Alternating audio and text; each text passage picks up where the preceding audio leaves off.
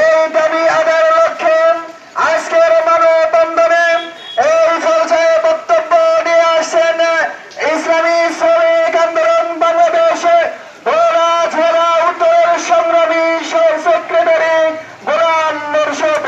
বক্তব্য নিয়ে আসছেন গোলাম মোর্শেদ। বিসমিল্লাহির রহমানির রহিম।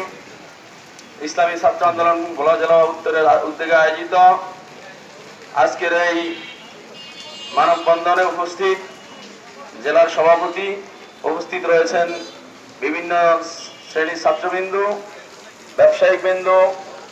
দিনে তাদের অধিকার থেকে বঞ্চিত ছিল।